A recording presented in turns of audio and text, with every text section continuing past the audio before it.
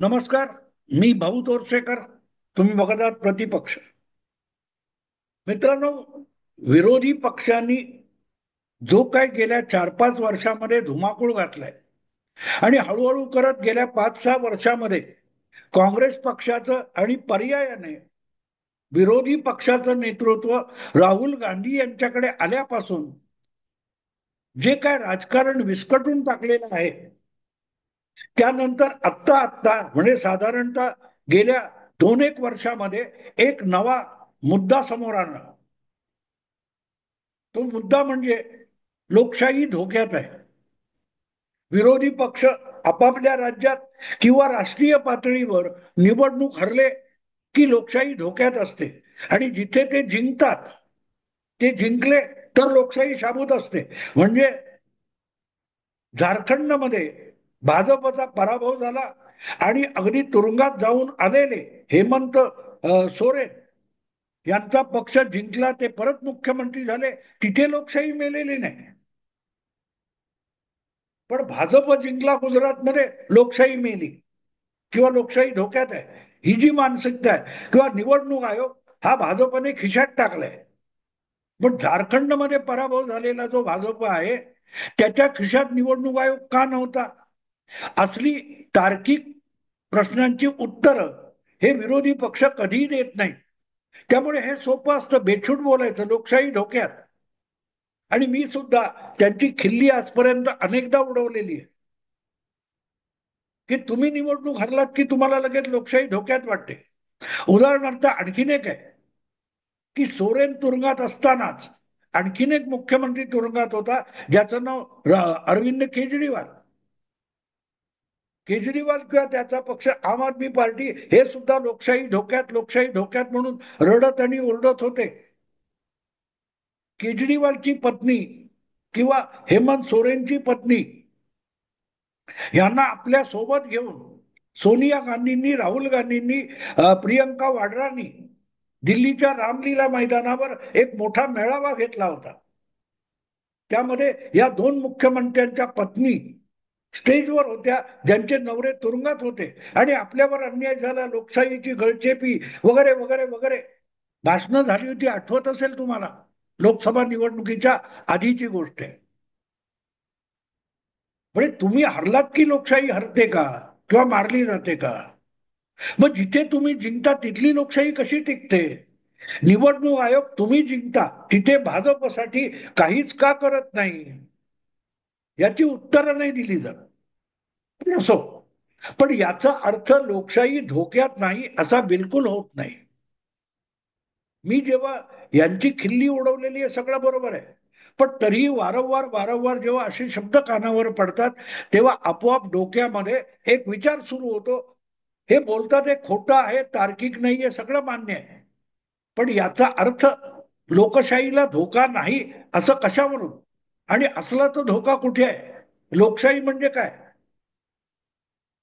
युद्धाने जे प्रश्न सोडवले जायचे पुरातन काळापासून तुम्ही बघितलं की या राजाने आपण इतिहास चाळला किंवा अगदी पुराणात गेलो तरी आपल्याला काय समजतं की हा राजा त्या राजावर हल्ला करतो राज्यावर आणि ते राज्य जिंकून घेतो, त्यासाठी तिथल्या राजाला हरवतो किंवा त्या लढाईत पराभूत झाला तर ह्याचं राज्य पण त्या राज्याकडे जातं. एक प्रकारे लढाईतून राजकारणाचे प्रश्न किंवा मतभेद हे सोडवले जात होते. राजकारणातले मतभेद, पण ते सोडवण्यासाठी हत्याराचा वापर होत होता. तो हत्याराचा वापर न करता, रक्त सांडलं न जाता राजकारणातल्या मतभेदावर उपाय शोधणं, यासाठी लोकशाही किंवा आधुनिक राजकारण आलं ज्याच्यात युद्ध करायचं नाही, ही भूमिका होती. आणि त्याचं एक स्वरूप लोकशाही आहे. मग मतभेद कुठे जाणार? तर मतभेद म्हणजे समोरासमोर बसा, बोला आणि तुमच्या देशामध्ये, राष्ट्रामध्ये जी जनता आहे त्या जनतेला तुमच्यापैकी कोणाची तरी राजा म्हणून निवड करू देत, त्याला लोकशाही म्हणतात. तुम्ही मांडलेली भूमिका लोक कल्याणकारी असेल, लोकांच्या हितासाठी असेल, तर लोक, जनता तुमच्या मागे उभी राहील, तुम्हाला मतं देईल. आणि आपोआपच तुम्ही त्या राज्याचे राजे व्हाल ठराविक काळासाठी. तुम्हाला जनतेने कौल दिला, तुम्हाला राजा केलं, लोकशाहीतलं राजा केलं, तर तुम्ही जो काय कारभार केलात तो तुम्हाला जनतेने कौल दिला होता, त्या जनतेला सुखी समाधानी बनवू शकला की नाही, यासाठी अधूनमधून चेक केलं जाईल, तपासणी केली जाईल आणि त्यालाच परत निवडणूक म्हणतात. की 5 वर्ष असेल, 4 वर्ष असेल, त्यानंतर परत एकदा निवडणूक होईल आणि सत्तेत बसलाय त्याच्यावर जनता खुश असेल तर परत जनता त्यालाच निवडून देईल. नसेल आणि तो नालायक ठरला असेल आणि त्याच्या विरुद्ध बाजूचे लोक जे सांगतायत ते जनतेला पटत असेल तर जनता त्यांना निवडून देईल. पण राजकारणाची प्रक्रिया ही सातत्याने चालवण्याची जी व्यवस्था लोकशाहीमध्ये असते त्याला कायदे मंडळ म्हणतात. सत्तेत आलाय तेव्हा बहुमताने तुम्ही जनतेच्या योजना बनवू शकता, जनतेचे कायदे बनवू शकता, पण ते कायदे बनवताना सुद्धा ते जनता विरोधी आहेत का? तुम्ही घेतलेली धोरणं हे जनतेच्या विरोधी आहेत का? जनतेच्या हितसंपन्नांना बाधा आणणारी आहेत का? आणि असतील तर ती वेळीच सुधारली पाहिजेत हे सांगणारं कोणतरी असलं पाहिजे. म्हणूनच विरोधी पक्ष आला. सत्ता मिळाली एकाला, तो सत्ता राबवतोय, पण वेळोवेळी जनतेच्या वतीने तो करत असलेला सत्तेत बसलेला राजा किंवा जो कोणी मुख्यमंत्री असेल तो जो कारभार करतोय त्याच्याकडून वेळोवेळी त्यांनी घेतलेले निर्णय, त्याचे झालेले परिणाम याचा जाब विचारण्याची व्यवस्था लोकशाहीमध्ये विरोधी पक्षाकडे आलेली असते. आणि ही गंमत लक्षात घेतली पाहिजे. लोकशाही म्हणजे कोणीतरी निवडणूक जिंकणं, कोणीतरी हरणं असं नसतं. किंवा जे निवडून आले त्यांनी बहुसंख्येचा आकडा दाखवून सत्तेत बसणं ही पण लोकशाही नाहीये. सत्तेत बसलेले आहेत त्यांना बेभान कारभार करू न देण्याची व्यवस्था लोकशाहीमध्ये आहे, त्याला विरोधी पक्ष म्हणतात.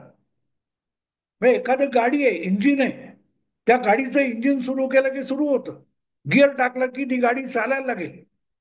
पण ती गाडी चालवायची किती, कधी थांबवायची हे नियंत्रित करणारा एक ऑपरेटर असतो यंत्राचा किंवा गाडीचा ड्रायव्हर असतो.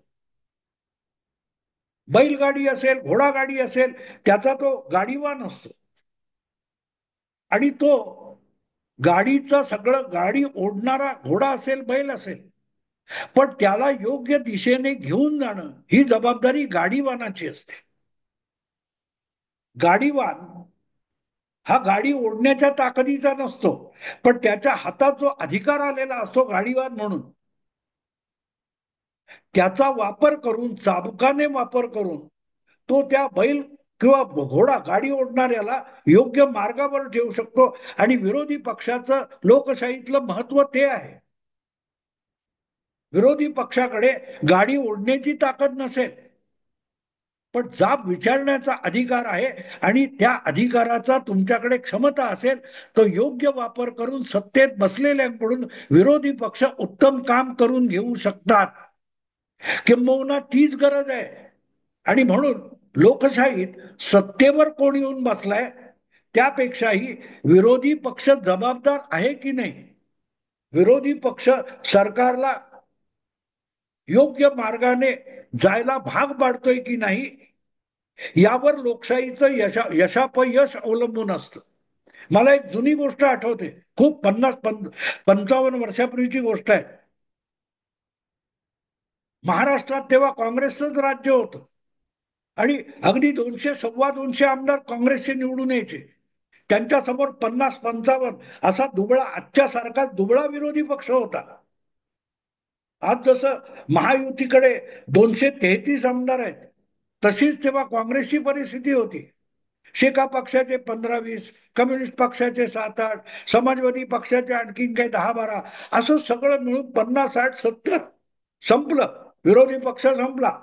विरोधी पक्षाच्या बेरजेच्या तिप्पट आमदार काँग्रेस पक्षाकडे असायचे आणि तरीही जे विरोधी पक्षातून निवडून आलेले आमदार असायचे ते इतके दणदणीत असायचे की सरकार प्रचंड बहुमत असून सुद्धा विरोधी पक्षांना वचकून काम करायचं.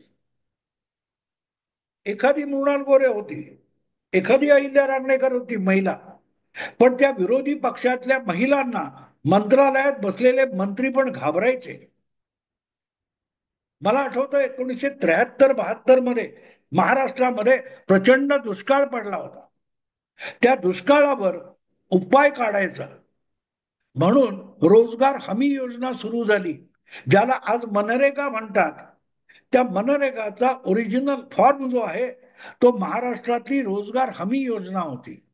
विस बागे समितीने ती योजना तयार केली, पण ती योजना राबवायची होती. त्यासाठी त्या काळात काय, मला आता आकडा आठवत नाही, पण 500-600 कोटी रुपये लागणार होते. तर ते बजेटमध्ये बसवायचे कसे, कुठून त्याच्यावरचा कुठल्या वस्तूंवर आणि कशा टॅक्स मार्गाने ते उत्पन्न सरकारच्या खजिन्यात आणायचं आणि रोजगार हमी योजना राबवायची, ही सरकारला चिंता होती. तर सरकारला कोंडीत पकडण्याचं राजकारण तात्कालीन महाराष्ट्रातल्या विरोधी पक्षांनी केलं नाही. महाराष्ट्रातल्या दुष्काळावर सरकारचे प्रयास तोकडे आहेत, म्हणून विरोधी पक्षांनी तेव्हाच्या विधानसभेवर एक प्रचंड लाखाचा मोर्चा आणला होता. अगदी बैलगाड्या मुंबईत आणल्या गेल्या होत्या. मला वाटते कृष्णराव धुळुक हे बहुधा तेव्हा विरोधी नेता होते, आणि विधानसभेचं अधिवेशन चालू होतं, आणि तेव्हा जे म्युझियम जवळ जुनी विधानसभा होती तिथे येणारा मोर्चा हा जहांगीर आर्ट गॅलरीच्या तिथे काळा घोडात होता, तिथे अडवल्या जायच्या. मग त्या तिथे प्रचंड मिटिंग झाली होती मोर्चेवारांची. पण मोर्चात मिटिंग होती, मोर्चा आला त्याच्या आधी विधानसभा सुरू झाली होती, आणि त्या विधानसभेमध्ये विरोधी पक्षांनी दुष्काळावर मात करणारी योजना सरकारकडे आहे, तर त्यासाठी सरकारशी सहकार्य केलं होतं. सरकारला 500-600 कोटी कमी पडतायत, ठीक आहे, त्याच्यासाठी करवाढीचा प्रस्ताव हा विरोधी पक्षातर्फे आणतो, सरकारने तो स्वीकारावा, नाही तर सरकारने आणावा, विरोधी पक्ष त्याचं समर्थन करेल. इतकं सहकार्य दुष्काळावर मात करण्यासाठी विरोधी पक्षांनी सरकारला दिलेलं होतं. सरकारला कोंडीत पकडणं म्हणजे विरोधी पक्ष नसतो, सरकार पाडणं म्हणजे विरोधी पक्ष नसतो. दीर्घकाळ महाराष्ट्रामध्ये 3-3, 4-4दा निवडून आलेले आमदार हे विरोधी पक्षात बसून सरकारला फैलावर घेण्यासाठीच प्रसिद्ध होते. सरकारमध्ये बसायला, मंत्री व्हायला उतावळे नव्हते. काल परवापर्यंत जे गणपतराव देशमुख 8 किंवा 9 वेळा त्या शहाजी बापू पाटलांच्या मतदारसंघातून निवडून आले, त्यांना कधी मोह झाला नाही मंत्रीपदाचा. त्यांना कधी वाटलं नाही की ते ज्या ज्या पक्षात होते किंवा ज्या मित्र पक्षांबरोबर वागत होते त्यांनी सरकार पाडायचा उद्योग कधी केला नाही, किंवा सरकार कधी पडतं आणि मला कधी मंत्रीपद मिळतं अशा आशाळभूत स्वरूपामध्ये तत्कालीन विरोधी नेते वागत नव्हते. आज आपण बातम्या, चर्चा, डिबेट बघतो, तेव्हा हे सरकार पडेल का, हे सरकार चालेल का, ते सरकार इकडून तिकडे झालं तर पडेल का, सरकार बनवणं आणि सरकार पडणं एवढ्या पुरतं आपलं राजकारण मर्यादित होऊन गेले. निवडून येणाऱ्या प्रत्येक आमदाराला मंत्री व्हायचे आणि मंत्री होणाऱ्याला मुख्यमंत्री व्हायचे, आणि त्यामुळे ज्या आघाड्या बनतात, सगळं बनतं, ते कशासाठी बनतं, चुकीचा कारभार हाणून पाडण्यासाठी नाही, बहुमत मिळवून सरकार बनवण्यासाठी. कोणालाही विरोधी पक्षात बसायचं नाहीये. उद्धव ठाकरे हे त्याचं मूर्तिमंत उदाहरण आहे. बहुमत मिळालं असताना सुद्धा, शिवसेनेचे मंत्री होणार असताना सुद्धा त्यांना मुख्यमंत्री पदाचा इतका मोह आणि लोभ झाला की जनतेने आपल्याला काँग्रेस नको म्हणून सरकारमध्ये बसवण्यासाठी कौल दिलेला आहे, आणि काँग्रेस आणि राष्ट्रवादीला सरकारच्या बाहेर बसवायच्या, सत्तेच्या बाहेर बसायचा कौल दिलाय. त्याची पायमल्ली करून उद्धव ठाकरे मुख्यमंत्री होण्यासाठी त्याच जनतेने नाकारलेल्या पक्षांबरोबर गेले. हे एक मोठं उदाहरण आहे. विरोधी पक्षात कोणालाही बसायचं नाही, ना भाजपला बसायचंय, ना शेका पक्षाला बसायचंय, ना राष्ट्रवादीला. प्रत्येकाला सत्तेत बसायचंय. म्हणजे प्रत्येकाला, मी जे उदाहरण दिलं की त्या गाडीचा बैल किंवा घोडा प्रत्येकाला व्हायचंय, गाडीवान कोणाला व्हायचं नाही. आणि गाडीवान म्हणजे काय हे मी तुम्हाला सुरुवातीला सांगितलं. गाडी ओढण्याची क्षमता आहे, त्याने गाडी ओढायची असते, पण तो योग्य मार्गाने योग्य दिशेने चाललाय की नाही यासाठी वेळोवेळी त्याला चाबूक मारून ट्रॅकवर ठेवणं हे काम विरोधी पक्षाचं असतं. आणि अगर ते काम होत नसेल तर घोडा किंवा बैल उधळला जाऊ शकतो, आणि तो उधळला तर गाडी कोलमडून पडू शकते. आज आपल्याला सरकार किंवा लोकशाही कोलमडून पडताना दिसते. याचं कारण सत्तेचे घोडे चौफेर उधळलेले आहेत, पण त्यांना नियंत्रित करू शकेल असा विरोधी पक्ष नाही. मध्यंतरी मला वाटतं 4-5 वर्षापूर्वी कधीतरी राज ठाकरे यांनी भूमिका मांडली होती की आपल्या राज्यात विरोधी पक्ष नाहीये, निदान विरोधी पक्ष सत्तेत जाण्यापेक्षा सत्तेला खडसावून प्रश्न विचारणारा पक्ष म्हणून तरी मनसेला निवडून द्या. लोकांनी दिलं नाही हा भाग वेगळा आहे, पण मुद्दा असा आहे की राज ठाकरेंनी मांडलेली भूमिका बरोबर होती की आज महाराष्ट्रामध्ये सत्तेला जाब विचारणारा राजकीय पक्ष उरलेला नाही. याचा अर्थ महाराष्ट्राच्या विधानसभेमध्ये राजकारणामध्ये विरोधी पक्ष राहिलेले नाही. जे विरोधी बाकावर बसतात त्यामुळे ते विरोधी पक्ष मानले जातात.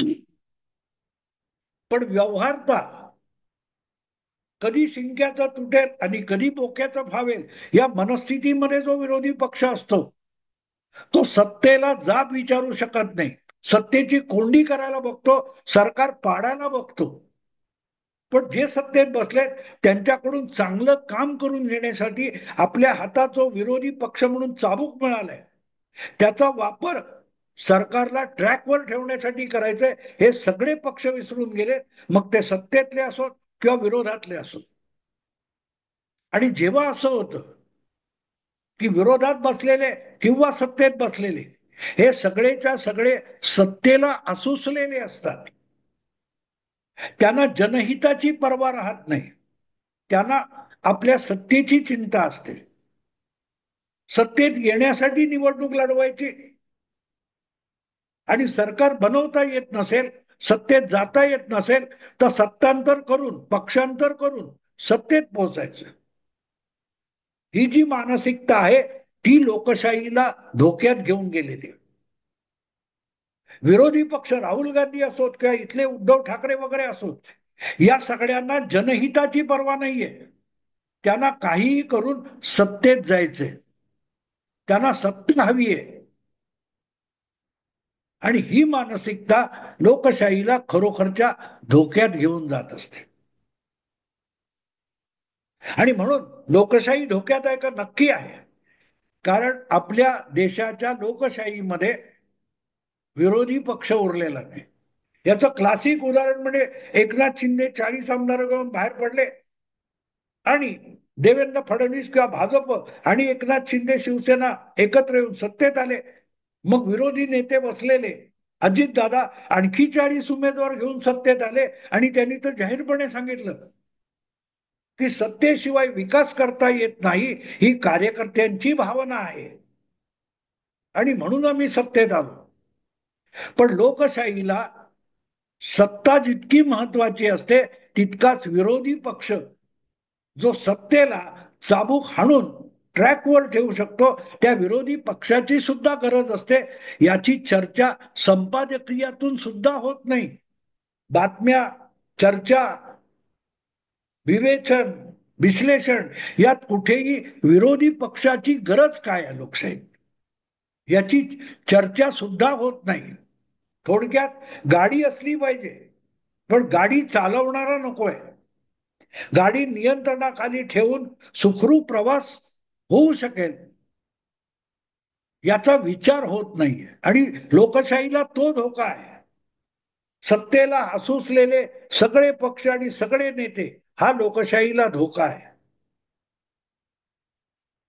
मित्रांनो, हे समजून घेतलं तर मग आरोप खरा आहे पण तपशील खोटा आहे हे लक्षात येईल.